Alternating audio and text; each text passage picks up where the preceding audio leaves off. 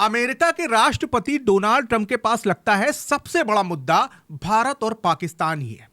Trump को रह रहकर भारत और पाकिस्तान की याद क्यों आती है? ट्रंप ने ऑपरेशन सिंदूर को लेकर फिर बड़ा बयान दे दिया है और दावा किया है कि वो भारत पाकिस्तान युद्ध के बीच में ना आते तो दोनों देशों का भूगोल बदल जाता। ट्रंप ने क्या कहा, मैं आपको आज विस्तार से बताता हूं, फिर आप ही तय कीजिए कि आखिर ट्रंप इतने बड़े बड़े दावे क्यों कर रहे हैं, आखिर उनके दिमाग में चल क्या रहा है।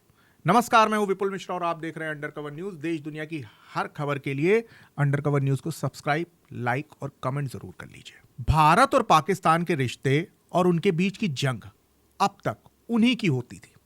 ऑपरेशन सिंदूर के बाद इसमें एक और धुरी जुड़ गई है, एक और नाम जुड़ गया है और वो है अमेरिका के राष्ट्रपति डोनाल्ड ट्रंप।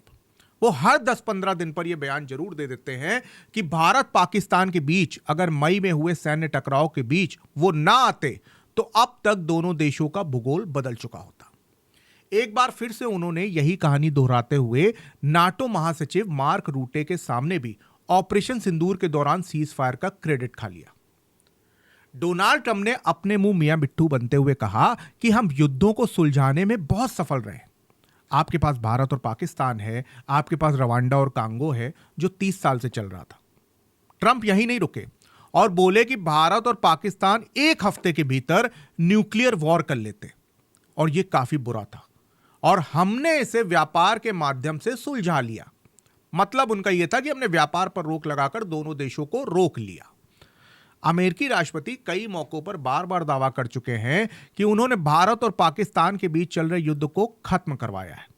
हालांकि उनका यह दावा काफी अजीब है, जिसमें वे कह रहे हैं कि भारत और पाकिस्तान एक हफ्ते में परमाणु हथियारों का इस्तेमाल कर देते अगर वो बीच में ना आए होते।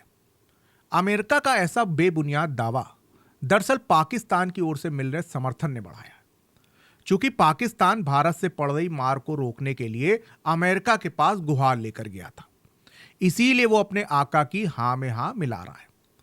पाकिस्तान ने तो इसके लिए उन्हें नोबेल पुरस्कार देने की मांग कर डाली। हालांकि ट्रंप के इस दावे को भारत हमेशा नकारता रहा है। इस महीने की शुरुआत में भी विदेश मंत्री एस जयशंकर ने दो पड़ोसी देशों के बीच मध्यस्थता में अमेरिकी भूमिका से इनकार किया था। न्यूज वीक के साथ इंटरव्यू में जयशंकर ने कहा था कि मैं आपको बता सकता हूं कि मैं उस कमरे में था जब उपराष्ट्रपति वेंस ने 9 मई की रात को प्रधानमंत्री मोदी से बात की थी। उन्होंने यह कहा था कि पाकिस्तान भारत पर एक बहुत बड़ा हमला करेगा। हालांकि प्रधानमंत्री पाकिस्तान की धमकियों के प्रति अडिग थे। फिर अगली सुबह वॉशिंगटन के साथ जब विदेश मंत्री ने बात की तो अमेरिकन विदेश मंत्री ने कहा कि पाकिस्तान बातचीत के लिए तैयार है। आप समझ रहे हैं कैसे उन्होंने पहले डराने की कोशिश की, जब प्रधानमंत्री मोदी नहीं माने, वो अडिग रहे, तो फिर दूसरे दिन सुबह फोन आता है और उसमें कहा जाता है कि अब पाकिस्तान बातचीत के लिए तैयार है।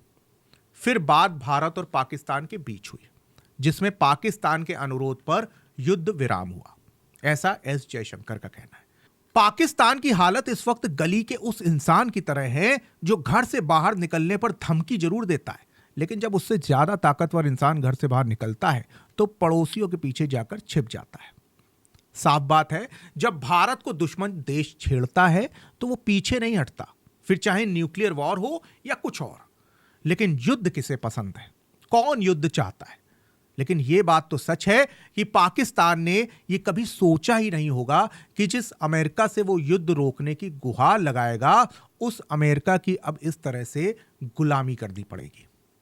अंदर की हर खबर के लिए अंडरकवर न्यूज को सब्सक्राइब जरूर कर लीजिए।